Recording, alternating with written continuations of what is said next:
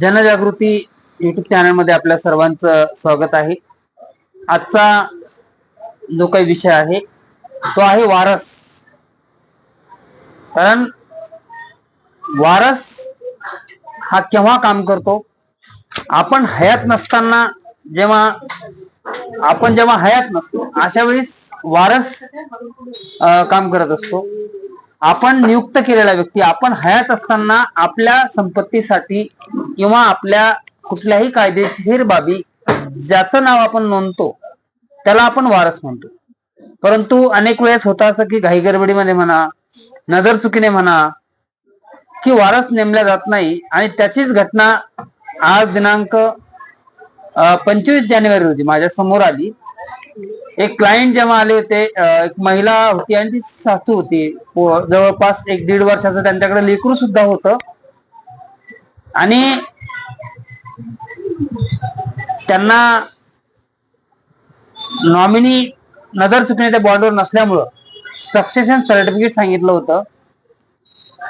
ते कुटुंब एक कामगार कुटुंब होतं आणि अशा या कुटुंबाला सक्सेशन सर्टिफिकेट काय असतं हे सुद्धा माहित नव्हतं। आणि मग ते जवळपास सक्सेशन कोर्टातून त्याला 6 महिने लागतो।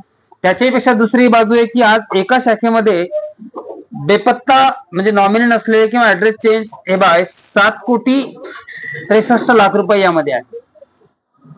हे बेवारस की याला वारीस नाही कोणी, म्हणून त्यांना स्टॉल लावावे लागले आणि मार्केटमध्ये जाऊन शासनाच्या आदेशानुसार हे पैसे वितरित करण्यासाठी किंवा हे लोक शोधण्यासाठी प्रयत्न करण्यात येत आहे। आणि मला सांगा, हे एका शाखेमध्ये आहे एवढी 7,80,00,000 अमाऊंट, तर इतर शाखेमध्ये किती असेल, महाराष्ट्रात किती असेल, भारतात किती असेल, याच्या व्यतिरिक्त बँकामध्ये किती असेल आणि पतसंस्थांमध्ये किती असेल? जर कोणी आलंच नाही तर याचा वाली कोणी राहत नाही। म्हणून आपण हयात असताना आपल्या ज्या काही पॉलिसीज आहेत या पॉलिसीवर वारस हा नेमलाच पाहिजे।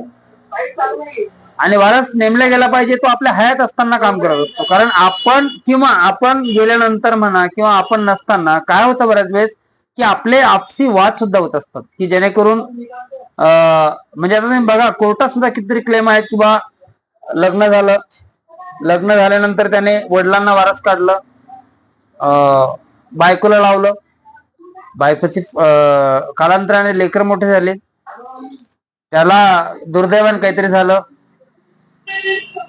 किंवा दुसरी अशी एक घटना मी सांगेल की आपण हयात असताना भावाला वारस लावलेलं असतं, लग्न होतं, लग्न झाल्यानंतर 2 लेकरं होतात, संसार वेगळे होतात, काही कुटुंबामध्ये आपसी वाद होऊन वेगळे निघतात। अशा वेळेस काय होतं आणि घटना घडते आणि तेव्हा मग तो बॉन्ड काढला जातो, पाहिला जातो की याच्यावर नॉमिनी कोण आहे। आणि तो व्यक्ती हयात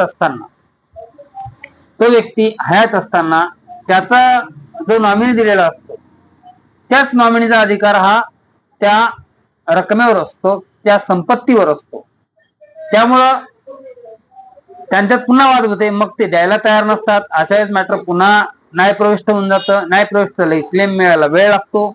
मला एवढंच सांगायचंय आजच्या या घटनेवरून की ते जे बाळ आलं होतं आमच्याकडं नॉमिनीसाठी, हे अत्यंत छोटं होतं। ती बाई नासमज होती, तिला माहित सुद्धा नव्हतं की आपल्या मिस्टरांनी पॉलिसी काढली आहे। दुर्दैवानं इथेच देवीजवळ तो अपघातही झाला होता आणि त्या अपघातामध्ये त्यांचा डेथ झाल्यामुळे त्यांना जी काही 4-5 लाखाची अमाऊंट मिळणार होती यासाठी कोर्टातून सांगितलं होतं। कदाचित ज्यानं तो फॉर्म भरला असेल तो पण मी बघितला तेव्हा तो नवीन होता, म्हणून तुमचे कारण जिंदगी के साथ भी जिंदगी के बाद भी LIC पॉलिसीज वगैरे जे असतात ह्या आणि इस्टेट म्हणा किंवा वारस म्हणा तुम्ही हयात नसताना काम करत असतं। म्हणून अशा वेळेस तुम्ही सर्व नागरिकांनी माझी विनंती असेल की आपला जो काही FD असेल, पॉलिसी असेल किंवा इतर प्रीमियम असेल, कारण आजच्या धावपळीच्या जीवनामध्ये कधी कुठली घटना काय घडेल हे सांगता येत नाही। नाही म्हटलं तरी अपघाती आपल्या जिल्ह्यामध्ये 468 वर मृत्युमुखी या ठिकाणी पडलेले आहेत, म्हणजे अपघातानं झालेली घटना आहे। दुर्दैवानं कुठल्याही परिवाराला अशी काही घटना होऊ नये, पण इन केस जर झालं तर त्याच्यासाठी आपण अपडेट असावं। कारण आजकाल धावपळी जीवन एवढं झालंय की आपल्या संग काल एखादा व्यक्ती बोलतो आणि लगेच उद्या त्याची बातमी येते भावपूर्ण श्रद्धांजली किंवा इतर की अरे हा तर काल बोलला, म्हणजे हृदयविकार झटका असेल, अपघात असेल किंवा इतर काही असेल, सांगता येत नाही काय होईल. तर त्याच्यापेक्षा आपण हयात असताना आपले जे काही डॉक्युमेंट्स आहेत हे डॉक्युमेंट्स खरंच अपडेट आहेत की नाही आहेत याचा सुद्धा आपण चर्चा केली पाहिजे, अपडेट करून घेतले पाहिजे. आजचा व्हिडिओ ज्यांनी ज्यांनी ऐकला असेल त्यांनी आपल्या ज्या काही पॉलिसीज आहेत त्या अपडेट कराव्या. आणि विमा आर्थिक सुरक्षेसाठी आपत्कालीन परिस्थितीमध्ये ज्यावेळेस तुम्ही एखाद्या अंत्यविधीमध्ये जाता तेव्हा एक कुठल्या चर्चा होती का याची काही LIC वगैरे होती का, चांगला माणूस होता, 2 लहान लेकरं होते वगैरे असं काय म्हणेल. पण बाकी सगळे भावनिक होऊन तुम्हाला मदत करतील, तात्पुरते येतील, पण आर्थिक मदत तुम्हाला कोणी करणार नाही. ज्यांच्याकडे ज्यांचे कर्ज आहे ते त्या वारसाला मागायला जातील. म्हणून LIC पॉलिसी किमान आपल्या जेवढं कर्ज आहे तेवढी तरी एखादी LIC पॉलिसी काढून प्रत्येकानं LIC म्हणा किंवा कुठलाही इन्शुरन्स म्हणा ठेवला पाहिजे. आणि जनरल अत्यंत स्वस्तात कमीत कमी इन्शुरन्स आहेत, पण लोक त्याला दुर्मिळ करतो की मला काय होतं, मला काही होत नाही. आणि मी एकच सांगतो की इन्शुरन्स शिवाय कुठल्याही आपत्कालीन परिस्थितीमध्ये आर्थिक बाजू भरून काढून नसते. आणि नाही काही झालं तरी बचत म्हणून होते. याचे 2 उद्देश असतात, एक म्हणजे आर्थिक बचत, तुम्हाला बचतीची आणि सक्तीची सवय लागत असते. दुसरा विषय असा असतो की आपत्कालीन परिस्थिती जर काही झालं तर त्या क्लेम आपल्या मुलांना आपल्या वारसांना ती रक्कम काम येत असते. एवढंच मी या ठिकाणी सांगेन. मी वरिष्ठ इन्शुरन्स ऍडवायझर प्रभाकर वाघमारे, भारतीय जीवन विमा निगम शाखा बुलढाणा या ठिकाणी आहे. माझा मोबाईल क्रमांक जो आहे 9604112797. धन्यवाद.